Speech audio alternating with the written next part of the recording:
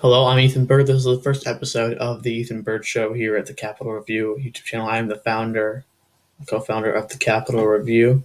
You can check us out our website at the Capital Review 369-429-705.wordpress.com. Again, it's a long URL, but it's worth it. We got some good content over there, and we're going to be looking at ways to expand, and then we're going to get a better domain name, of course. And this is our first YouTube show, another way to broadcast our content, of course. And so we're just going to get right in where I'm going to, talk about some things in the news, give you my breakdown, and give you my opinion. If you want to find out more about me or about any of our writers, you can go over to the Capital Review website. Again, that's the Capital Review 369-429-705.wordpress.com. And of course, we'll hit you up with a link in the caption so you don't have to type it all out yourself. But if you are interested in doing extra work, I guess you can look at that URL that I just set out for you 2 times. Okay, so of course, one of the large stories in the news recently has been the West Virginia school strike. It hasn't been talked about as much as some other things because it's not really something that affects anyone outside West Virginia. Now, I happen to live in Ohio, which is I'm not very close to West Virginia, but parts of the states are. So some parts of our states, especially Southern Ohio, is very similar to West Virginia. So coal country, Trump country, big, but it's just not many people there. But we are going to look at this story because it's very interesting and it kind of highlights a larger divide in the nation, I think. So this is about CNN. This was just I think an hour, 2 hours ago. They're striking for an 8th day. They thought they were going to have it. There was a deal set in place. They thought they were going to have they thought they had a deal. It's not happening. I'm just going to scroll down here, give you some facts. I like to put the websites here, not because obviously you guys can read CNN or New York Times. You guys can read these articles by yourselves, but just kind of like to put you the numbers here so I don't screw them up so you can get my sources so I don't have to just sit here talking and then, no idea where this guy got this stuff from. And so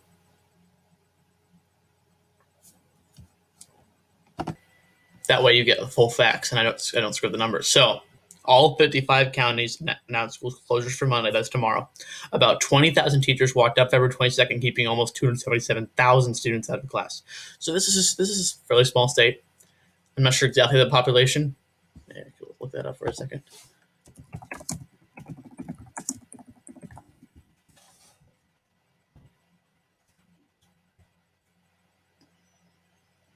$1.83. So that's a lot of people. That's not a lot compared to the average U.S. state. I know Ohio has 11 million people, so not a lot of people. But it's a large amount of people, but it's not a lot of people for an average state. But 277,000 students in a class. That's a lot of students, obviously. Union leaders say that teachers won't return to work until they get a 5% raise, and this has been the issue: the 5% raise. Also, the whole Go 365 thing was a big deal. We're gonna get to that later, a little bit later in this show. But so the pay raise remains in legislative limbo. At the state capitol in Charleston, a conference committee has been appointed to resolve the differences between the state Senate and House. I know the House passed the 5% raise. All right, let's get down here. The House passed 5% raise. So West Virginia is not a collective bargaining state. It's just not. And that speaks to kind of their right-leaning governments. Let's call it spade a spade. They don't particularly like unions. Take a lot of contributions from high corporations, and even then they might not believe in the idea of unions, which is perfectly fine. And any unions aren't corrupt, but nevertheless, the raise must be passed as a law. So that has to go through the State House and the State Senate. The bill quickly passed in the House Wednesday, which is sensible because you just 5% raise. It's not like they're giving some huge concession, and these teachers are very underpaid, as it says over here, the lowest paid educators in the United States. So it makes sense to give them a raise. So the House passed it easily, which I'm guessing is very Republican House. I'm pretty sure I know that that's Republican fake House, and they passed the raise. Democrats say new revenue protection, so the money is there. And the Senate lawmakers expressed concern. So the Senate will not pass it. The Senate will not pass it. The state Senate passed a version of the bill that provides a 4% raise, but the 1% rate is the difference, and that's definitely the sticking point here. There's no agreement between the chambers, so they're conferencing together, and it's such a weird thing because normally you think West Virginia state negotiations over teacher salary, you would never even care about this. You would never see it in the news except for maybe some blogs in West Virginia. But now, because of the strike, which the teachers had done, they've created a lot of attention, which I think was a smart move on their part. You can disagree or agree with the strike. I think a lot of students are probably actually happy about it. They got to miss school for 8 days. Obviously, like you say, school, like kids are ungrateful to go to school. Like kids in Africa can go to school, but kids in West Virginia can most of the year go to school. They're going to school their whole lives, and they get like a little extra break, which can benefit people. But it's really not about just the break; it's about the teachers are using this as a tactic to get attention. I don't think they really want to miss school. It's more about like all protests are. It's about taking a stand, and because because you have all this national media focused on you, then it definitely creates leverage in the negotiations. And the Senate believes it had voted for the 4% raise, but a House version of the bill which favored the higher was approved by the Senate. There was a bit of confusion. This happens with a lot of state legislators because they don't have high tech voting systems or such as as clear cut stuff as Congress does at the national level. So it was approved by the Senate. When the error was discovered, the Senate corrected which mistake, which re-voted for the lower pay raise, which makes sense. Elizabeth Yost, a teacher from Mercer County, said she was not discouraged by the votes in the legislature. It says that the Senate abused power. I'm not sure if that's really abuse of power. That's probably not something that they agree with, but that's not really abuse of power. So that's like this overall. That's like just like the recent update of the story because this was just 2 hours ago. So we still see it's going on several times. We thought it was going to end. And Jim Justice, let's just say this man is not. I'll just show a picture of him. And I know you shouldn't judge people by looks. I'm honestly not the most attractive person, but just look at them. I mean, he just looks like such a politician. I mean, just look at him. Look at those jowls. I don't want to say fat people, there's nothing wrong with them, but I can tell you he probably doesn't have some kind of thyroid condition or something. He's probably just fat from eating at all these fancy dinners and stuff. This guy is definitely, I mean, you can just tell when he was a Democrat and he switched to Republican. That's so emblematic of these problems where, like, you think he switched parties just because West Virginia is becoming more Republican. Because, they voted for Bill Clinton, pretty sure. And they are now becoming more Republican. They voted for Trump like 65%, I think. And so now he's switching parties just to go with the wave. He had this whole Trump rally where they reintroduced him as Republican, complete, total politician, just put his finger up wherever the wind blows and figures it out. So that's no surprise. But he has been actually fairly good. So I'll give him credit. Let's go to this, which is the New York Times. Last Thursday, they interviewed a teacher. I live paycheck to paycheck, which is not exactly what you want of a teacher, which is an important job. She's a high school teacher. So she's educating these kids that are really soon going to be going out in the workforce. And in West Virginia, that means often they'll be going to coal mines. Unfortunately, I don't think they have a very high rate of college over there. That's most of those kids. And, college isn't for everyone. Technical school is great. But, of course, most of these kids will be working in the real world. Will be probably a lot of them, but not everyone, because that's a big stereotype, but not everyone, of course. Not even a majority of West Virginia work in the coal mines. But some of them will be going in the mines, or some of them will be going to other jobs in the coal industry, other service jobs, manufacturing jobs, whatever. They're going to be going into the workforce, and these people are meant to be raising our kids. And this lady's, 31 years old. I just feel that it's definitely kind of crappy that she has to live on paycheck to paycheck. What she's doing, not like she's not like a fast food worker or one of these jobs you usually think of being paycheck to paycheck, or like a service job or a janitorial job. She's a teacher, she's an educator. And so they told us about this health insurance crap, this how she's only making $1,300 every 2 weeks, and they want to take $300 more away from her, and they tell it's okay because it could be a 1% pay raise. Now, obviously, it's been bumped up to 5%, which is good. 88 cents then every 2 days. They implement Go 365, which I think is a really weird thing. This part of the story, I don't understand. This app that tracks your steps, it's kind of authoritarian in a way. People can say, of course, on the right, that and I won't make this clear because you guys don't know my ideology completely. I am definitely consider myself to be leaning to the left, but I'm definitely open to new ideas. I have a lot of opinions on all kinds of different issues. I think issue by issue. I don't think boxing yourself in on one side and just saying, "Oh, I'm a Democrat, I'm a Republican. I won't even consider your view." I think that's idiotic. So but I naturally lean towards the Democrats. Of course, the Democrats are a very corrupt institution at this point, their party. So I wouldn't say but I definitely lean towards them. People on the right would say, this is not a violation of anything. The Skull 365, which is an app that tracks your steps, and if you don't use the app, then you're penalized $500. I'd say, they say it's consensual agreement, you agreed to it, etc. Except this is workplace insurance by the government that they're forcing you to do. And yes, you do work for the government, you chose to, but you're doing a very important job for the government. And this is healthcare. This is not some bonus where, if you run a lot, you can get a bonus. This is, you need to pay more for your healthcare, what allows you to live if you do not do these things, if you don't use this app. And that definitely seems very fishy. And I would not doubt for a second that Go365 has made donations to Jim Justice's campaign or to state legislators' campaign, because that's how you get the system to work for you.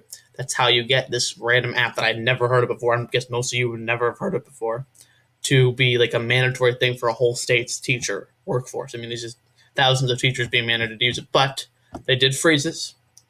It was thrown out, but it's an election year. And like she's saying, these politicians, you never know. During an election year, after the election's over, maybe they put it back in again. So they dodged a bullet there, but it could come back at them. What compel you to strike? It's always interesting to ask people why they would protest.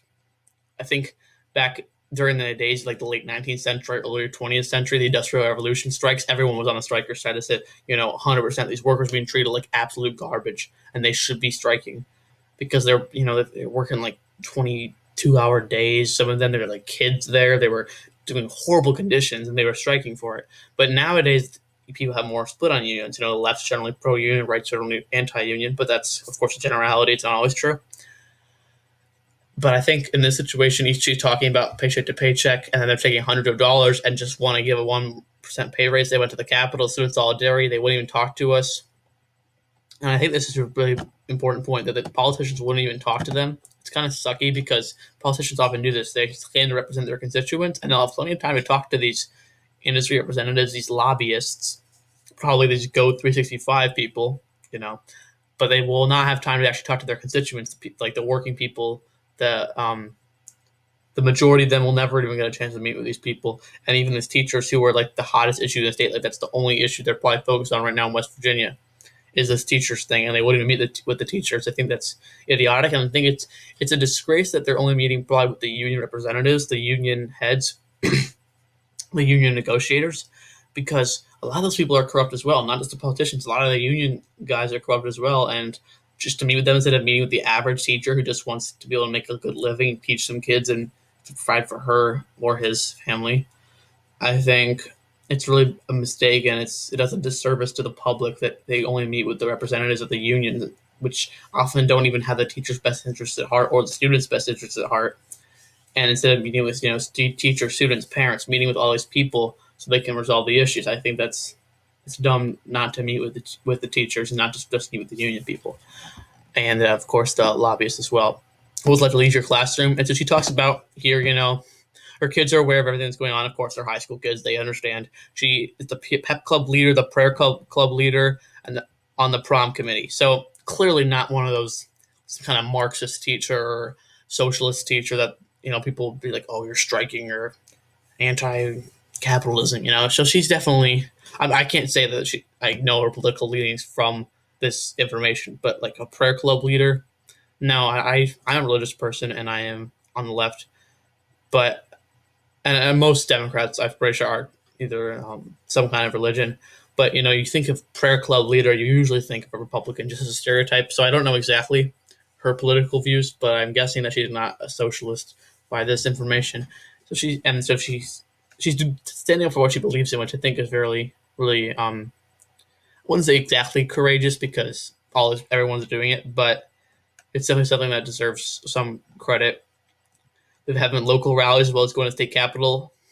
Our son is a little confused because we're wearing bunny ears because the governor called us dumb bunnies. He's been telling everyone that his mommy and daddy are dumb bunnies because that he's a dumb bunny too. He insists on wearing bunny ears in public, like we've been doing the protests. So this whole bunny thing, I didn't see when it was initially reported, But of course, I wouldn't put it past the governor to say that. Again, he's a politician. He looks down on everyone else, calls them dumb bunnies because they want to raise, they want their health care. That doesn't make sense. This whole dumb bunnies thing. Yeah, it really reeks of elitism that this guy seems to. He just, Trump people always talk about drain the swamp, and I'm sure West Virginia people are always like, drain the swamp, make America great again. This guy is the swamp. He might not be in Washington, D.C., he might be in Charleston, West Virginia, but he is the swamp in every sense of the term. How do you feel after the deal was announced? So, everyone was excited because the deal was announced. That they thought that the deal was going to fix the issue, that they thought that it would help them get back to school, but it didn't work. And Justice did suggest a 5% pay increase, which is a good idea. But our county said we'd not be returning to the classroom. We did not want to go back with the promise. We want it signed, sealed, and delivered. That's important. This right here is crucial because all the time people make promises. Oh, we're going to set up a task force, just like Trump with the opioid epidemic. This task force thing designated as a national emergency, which I think someone, Congressman Tim Ryan on Twitter, pointed out is like $55,000 in funding for a thing that we've already dumped millions in and it's not working. We're going to need more money than that to fix the problem, and we're going to need to direct it in the right ways, of course. But all this stuff, like the task forces, the blue ribbon committees, all this kind of stuff, it's just, they say they're dealing with it. They want to take credit for dealing with it. They don't actually deal with it. So this whole coming back to the promise, we want it signed, sealed, and delivered, fulfilled, not just empty words. That's important. And this teacher, she's very eloquent. They said they edited this interview, so we don't know if they just exactly, grandstanded the language or editorialized or made it seem more flowery. But this definitely, you do want them to actually act on it because they could easily just say, oh, yeah, we'll fix it, and then not fix it after you go back to school, and then you've lost all your leverage in this situation. Where do you think the protest goes from here? What do you hope to achieve? PEIA cannot be fixed overnight. While we understand that simply saying a task force will not be enough, yes. West Virginia has a long history of protests. Of course it does, because it's a largely working class state, and working class leads to unions historically, and union membership has been declining, and now unions are switching over to Trump, who's signing more with business than labor. So we'll see. But yeah, definitely West Virginia, coal miners. I can definitely picture probably coal miners, or other industries too, because you don't want to say West Virginia is just coal country, because it's not. But that definitely is a huge part of it, and that's why there's a stereotype, because sometimes stereotypes are true. That's a true stereotype. A lot of people in West Virginia are employed by coal, but it's important to notice that the coal industry is dying out. Jobs are crashing quickly, and just, I think it's a really big disservice that Trump has decided just to say, we want to bring back coal. But instead of realizing that coal is not always the answer, and it's actually dying out, not just because of the government or any kind of regulations you want to say, but because of market competition, because it's just becoming more expensive. It's running out, and when things get scarce, the price goes up, obviously. And so I think it's really a disservice to West Virginians not to try to diversify their economy. So when coal eventually does die out completely, then they'll have more jobs than just in the coal industry. So now that we've looked at this teacher's interview, we're going to be comparing the salaries of teachers in West Virginia with other states, which is given to us by the Washington Post. I really like the Washington Post. Their editorial section definitely is biased towards the left. There's no question about it. The corporate left, of course. But their reporting is fantastic, and I really wish that they were more of an open site. I know, people shouldn't get access to everything for free, but they have so much money. Jeff Bezos is their owner. He's the owner of Amazon, worth I think $100 billion at this point. And for him to say that you only have 9 free articles a month, if it would actually do a better service to Jeff Bezos, probably. Bezos, am I saying that wrong? I don't know. If he would make Washington Post free, because he has so much money that he could do a pro bono, and that would make, if he and also did a targeted effort to get people to read their reporting, it would make the public more informed, because a lot of their stuff is just factual reporting that people need to read, and they also have different opinion articles from all different sides. They have an editorial page. If you read the newspaper, it's definitely biased towards liberals, but I definitely think that it will be a good service to the country. It will make everyone more educated, which makes better educated consumers, which is, maybe not what he wants. Maybe he wants low education students. I don't know, but he definitely has enough money not to charge us after however many free articles you get. But this is one of mine for the month. I'm not paying the $100 subscription fee or whatever. Although it probably is worth it if you were to one of those people who reads the same website every single day for like an hour, but I'm not one of those people. So I like to get a variety of sources, so I'm not going to pay for that. Now, if you look at West Virginia teacher salaries, that's a nifty little graph. A little West Virginia right here. My home state of Ohio is right there, Pennsylvania. So it looks like they try to do it approximately geographically, which is it looks like the United States in terms of shape. Not perfect, of course. Like Oklahoma is right over Texas, and then New Mexico is all the way over there. But yeah,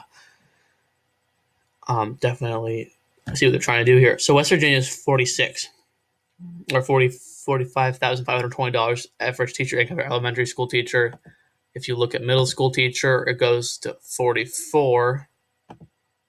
Wait, that's weird. So elementary school teachers make more than middle school teachers, and then high school. Wait, really?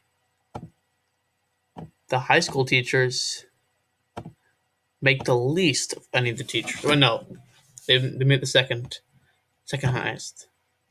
That's crazy. I always thought I was supposed to pay more. Maybe that's just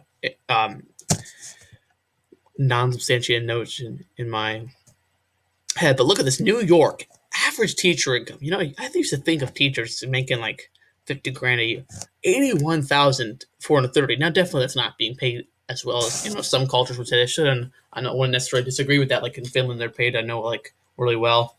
In other cultures, Alaska. Now, of course, in Alaska, it's a very rural state, so of course, there's going to be more high-paid teachers because they might have to commute a lot to work. Shout out to my boy Blake, by the way. I know he's the only person I've ever met lives in Alaska. So Alaska and New York with these really high teacher salaries, and of course New Jersey, Connecticut, Massachusetts, California, Illinois, not far behind. But look at that, Ohio, the average teacher for high school teachers, $59,620. Ohio, which is very close to West Virginia. West Virginia is about $15,000 a year less. If you don't think that's a difference to people, that's a huge difference to people. Making $60,000 a year, making $45,000 a year, completely different lifestyle. Now, of course, it's not the highest in Ohio, and definitely could be better. I mean, even Michigan's beating us out. Pennsylvania's beating us out. It's not exactly glorious, bastions like these states over here. Just dominating with how high they pay their teachers. Now, does that always coordinate with higher teacher performance? Not necessarily, but definitely can't hurt to have teachers be able to focus on educating instead of on living paycheck to paycheck like the lady in the article we just read said she was. So then we're also looking at median state income, how it compares. So percentage of median income, that's what I really wanted to look at because the median income is not really important for the specific teacher's discussion. But like these percentages, New York teachers have a very high paying job because if you make 27.4% of the that percentage higher. So, of course, if you look at it, like literally, this graph's kind of confusing the way that they did the numbers. I probably should have done it a bit differently, but it says percent. So you think 27%, it's like nothing. That's like a quarter of the average median income. But this is actually above the state median. So negative values are lower. So West Virginia teachers actually make above the state median income, which really is actually sad because they're pretty low paid and they're making above the median income, which means West Virginia is definitely one of the states that has more poverty than any other state.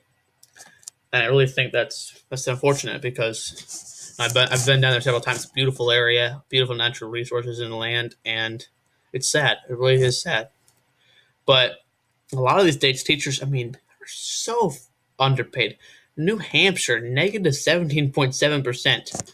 So teachers, one of the worst jobs relative to the median income. New York, New Mexico, looks like are the best states. Alaska, it's a negative 1. Well, that's elementary. Let's go to high. I'm always interested more in high school teachers because I am in high school. But New York, 34%. Jesus. Alaska is 10.3%. So Alaska's got a pretty high median income then is what I'm judging from this. Obviously, anyone with a brain can make that inference. Kentucky, doing pretty well. But West Virginia, just 6.1%. And it still baffles my mind. How West Virginia elementary school teachers make like not substantially more, but like a couple grand or like a grand more than the high school teachers. It just doesn't make sense to me. But whatever, to each his own. I guess maybe they think that at the young age is more important than high school. I would disagree personally because at a young age, a lot of the learning still takes place in the home. But in high school, you're learning how to like be like common sense and stuff, like work, being an adult, paying your taxes at home. But in high school, you're not learning much academic content at home. In grade school, your parents are still reading you books about like science and stuff. So I think that elementary school teachers are still very important. That's a crucial age. But I personally would pay high school teachers more, and I know this is always something that the left fears discussing, but I would always gear towards not having automatic granted tenure for teachers. I would gear towards more of a system where the teachers are paid based on merit, not how old they are. An example in our school, and of course I'm not going to name names because that would be rude and probably a violation of some law, but there's a teacher. She makes 100 grand a year, which at our school where teachers are paid a lot, especially compared to Hudson or our Steve Hudson, especially compared to Ohio's median average, median income. What am I saying? But 100 grand is still at the top of our teacher payroll, and we know all these things because they're on the state treasury website. Of course, you guys might not know this, but if you go to the treasury website of your state, there's definitely some ways to find out how much your teachers make. If you go to a public school, of course, because they have to disclose it because it's a public employee, our taxes pay their salaries, so they have to disclose it. So you'll be able to find out if you go to a public school, you go to a private school, you're out of luck. But I go to public school. Mr. Teacher makes 100 grand, I think $103,000 a year, and she literally just babysits people because she is so old. She doesn't really teach any classes. She's actually a brilliant woman, but she doesn't really do anything, and she gets paid so much money, and they can't fire her because she doesn't want to retire yet, and because she has tenure. And she's worked there for so long that the way the system works with the union contract, she's built up so many raises and such because she's worked there for so long. She makes so much money, and she's very smart, but she's not a very good teacher, and people do not like her a bit. And she is in the one of the highest paid, if not the highest paid teacher in our entire school district. And it's maddening because I think, of course, in the left you say, this is being evaluated by the principals. The principals are often oppressing these teachers. But you need some kind of independent evaluator, and not students necessarily, because students don't always know what's best for themselves, especially at younger ages. You could never do this with first graders. I mean, come on. But you definitely need some kind of independent evaluator because teachers need to pay on quality so that incentivize them to work harder to teach kids because that's a very important job instead of just being paid on how old they are because then you're just slogging away, just being lazy because why would you work harder? Put it this way. If at 27 you're going to make dirt, whether you work super hard or not hard at all. But you know that if you just stay there and you don't, rape someone or sexually harass a student or, embezzle money or steal things, then you'll definitely stay on because they don't really fire many teachers. There are exceptions, of course. I'm not glossing over that, but just a general rule, stay with me. And why would you work harder if you know that, in 20 years, if you just stay slogging along, barely doing anything, barely helping your kids at all, but just going to work every day, not committing any crimes, you're going to make so much more money, but you have no incentive at a young age to work. And all these young teachers in our school, they're great teachers, but they don't make anything compared to the older teachers. Of course, they still make a lot in our school, but I've known in some schools the starting salary for teachers in the 20,000s. That's a horrible range, especially if you have a young family to feed and to educate and to make sure they have healthcare, etc., to house. So it's really unfortunate that they lost my train of thought again. I'm so tired. That they have only paying teachers based on their age and how long they've been teaching instead of based on merit. It's utterly ridiculous. It's backwards. Makes no sense whatsoever. So that's definitely something that I have an issue with. This is just Governor Justice released a statement. Whenever these people put out those release statements, they're still fake. This guy is so fake. This Jim Justice dude, career politician. I know it's like career politician always bad because that's something I would like to do for my career. Of course, be a politician, but not in the way that he is. I mean, Jim Justice, he's worked so much as a coal mining lobbyist and as a farming lobbyist. He just screams corrupt. However, here's his statement. We'll give it to you. Focused solely on getting children back to school. Time to quit playing politics and get our kids back to school. And here's a bunch of cliches and platitudes. Well, what do you actually want to do? Yes, he wants 5% raise. That's good, as far as I'm concerned. Because I think these teachers are paid really low. And they should be paid differently, too. They should be paid in a system that incentivizes them to teach these young West Virginians better, so that they get a better education. Maybe your teacher inspires you, etc., and you work harder. You don't become a coal miner, because coal mining in this area is the only acceptable job, and that's sad because it's one of the highest paid jobs, the only job that has many benefits. I remember watching the Bernie Sanders town hall in West Virginia, and this guy was talking about it's the only job that gives him health insurance. But of course, he's going to need a lot more health insurance to pay for all the surgeries, operations, etc., because of black lung, etc., all these kinds of diseases, all those particulates in the coal mine, really just horrible stuff. Maybe that kid will be inspired to do something great. We need to create great teachers, because that's the foundation of education. Everyone talks about how important education is. A big part of education, besides just the family atmosphere, the family is huge also. And a lot of course, in West Virginia, the stereotype of hillbillies. I don't want to go too far into that because I don't have the statistics in West Virginia because they're hard. It's hard to really pin down. And of course, statistics doesn't mean everyone's individual story. But you think about all these people. A lot of them are broken families too. The teacher might be all they have, and I think we're doing a really disservice to the next generation. I keep saying that word disservice, and I think that one word really sums up this whole article, this whole story, this whole news story. Disservice.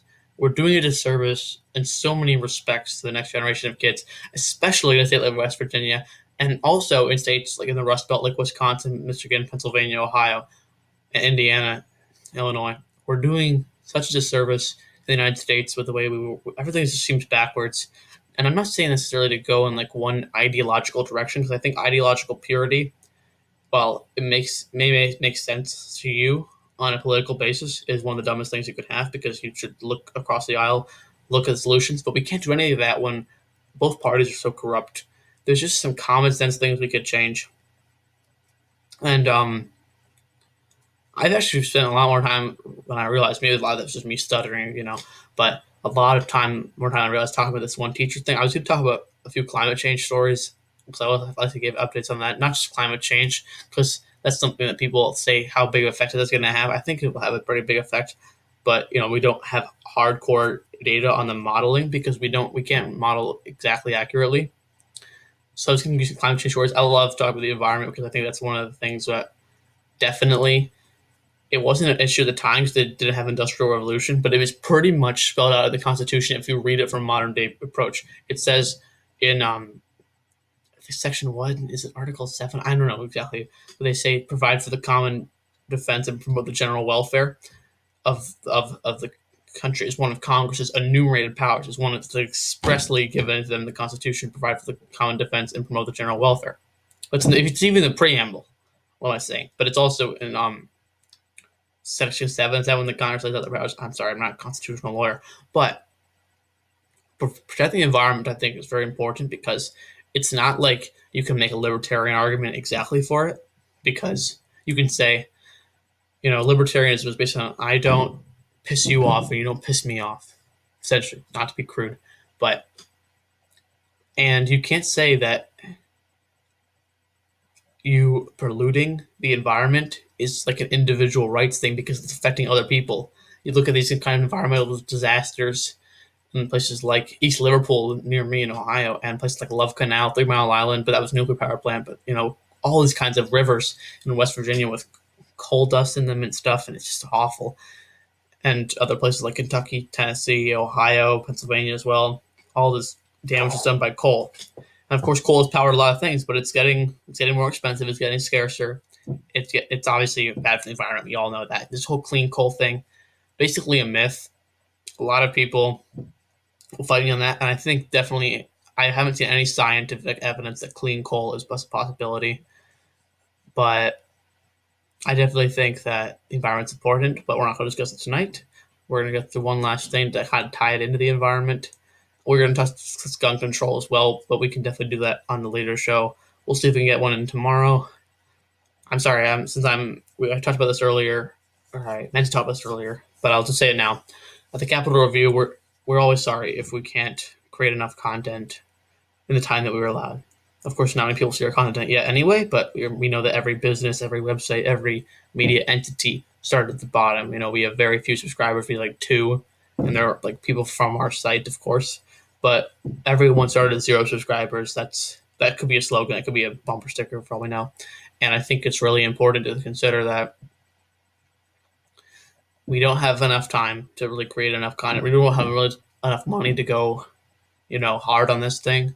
But we're really going to try our best to create content because it's important for student beliefs to be expressed because we will be the future. And that our opinions are just as valid as any others.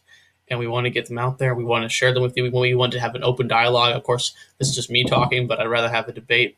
But we don't have the technology to get other people involved. If you have anything, just, write a comment on a Capitol Review article, write a comment on this YouTube thing, and we can work out something. We might do a live stream if we get enough people to have like a chat, have like a debate, etc. That's always something that can further the political discourse because a lot of people they're not stupid, but they're just ignorant of politics, and I think that's a real travesty in our country, and I want to help be a part of fixing that. I think that's something I'm very passionate about, and so unfortunately we don't have time. I don't want this to go too long. It's just kind of droning on at this point. But we're not going to be doing the climate change or the gun articles. We can do that at a later date when we can do that, of course. So I'm going to close those tabs out. I was planning to talk to you guys about them. And then we're going to close with this because this kind of ties into climate change and the environment. This is Ed Markey, senator, who I frankly don't like very much. I don't have much of a problem with him. But this was a really good tweet. Trump says there's a war on coal. iPhones weren't a war on rotary phones. They were a revolution. The horseless carriage wasn't a war on horses. It was a revolution. The icebox wasn't a war on salted meat. It was a revolution. Notice how old he is. He says icebox instead of refrigerator. Clean energy. She hashtagged. Did it even go through? Oh, yeah, it did. It just wasn't really blue on my screen. I think you guys can see that. Clean energy isn't a war on coal. It's a revolution. So what Markey is essentially saying here is that, it basically makes sense because people talk about all the loss in coal jobs we're going to have by switching to greener energy sources. But if you look at his examples, they really are a good analogy. So we'll say that's a false equivalency or something. Rah, rah, rah. But you look, Trump says there's a war on coal. iPhones were not a war on rotary phones. The revolution. Yes, there were plenty of people in the rotary phone industry who were put out of business by Steve Jobs. But they created a superior product and they employed millions of people. Probably millions of people, definitely thousands in the United States, and they created a better product for all of us. It's greatly improved our lives. It's how probably you're watching this video right now is the iPhone. But rotary phones would have hated that. Horseless carriage wasn't a war on horses. The cars, they really put a lot of horse carriage dealers out of business. The icebox, which refrigerator, wasn't a war on salted meat. Yeah, the salted meat people were really put out of business. Societies adapt, technology evolves, and new jobs are created. Everyone talks about the economic cost of combating climate change. And I'll finish with this point. Everyone talks about the economic cost of combating climate change, of combating environmental issues, of making things greener so we can be sustainable on this earth because there's so much crap that humans have produced, whether you like it or not. And definitely capitalism and fossil fuels, as the right loves to point out, have led to a lot of decrease in global poverty. But when you think about the acidity of the oceans, the amount of pollution in our air, the amount of radio waves and stuff no one talks about because all the cell phone use and such in our airstreams, in our the amount of coal, dust in miners' lungs, the amount of carcinogens and chemicals in our products. When you really think about it, we're setting ourselves up to failure. I don't think we're going to destroy the planet because the planet will always be here. It'll adapt. But I think if we aren't careful enough, not within my lifetime, probably not within our children's lifetimes, but there could be a time in the future when this planet is completely inhabitable for humans if we don't act quickly. And I think there's definitely economical approaches. There's definitely just libertarian-esque approaches where the government isn't like knocking down your door and saying you must stop using energy. No, I think we should just incentivize people to use cleaner energy. And I think the market is already doing that. And I think the government has a role to play, but I don't think it's necessarily the only role to play. I think this is something that we all need to combat together. And when you really think about it, this analogy makes perfect sense because there's not going to be a huge economic cost as much as people say there will be. The market will adapt. New jobs will be created. This is an economic opportunity. All problems are opportunities. The problem of communicating is an opportunity for great technology. The problem of, storage um, created like desks, cabinets, houses for people. The problem of how we're going to get places created cars, and that created plenty of jobs. The problem of how we sustain ourselves on this planet, how we don't put so much pollution and garbage into the water, the air, the land. That is a problem that can be solved with economical solutions that increase jobs, increase revenue, grow the economy, and lift people out of poverty even more than we're already seeing. And that, thank you for being with us tonight. This is the first episode of the Ethan Bird Show. Definitely not our best show, but the first one's always the hardest one. And anyone who watches this, I just want to say, think seriously about what I had to say tonight. And if you disagree, of course you're going to disagree. I disagree with plenty of things, and I disagree with opinions I've even had in the past, and I disagree with people that I love listening to shows that people disagree with. So if you have any things, hit us up in the comments. Don't just be some dummy and post on like troll comments. That's not really adding to the discussion. But if you want to have a discussion, we're definitely happy to have it at the Capitol Review. And we look forward to doing more episodes and doing live stream soon. So thanks, and signing off.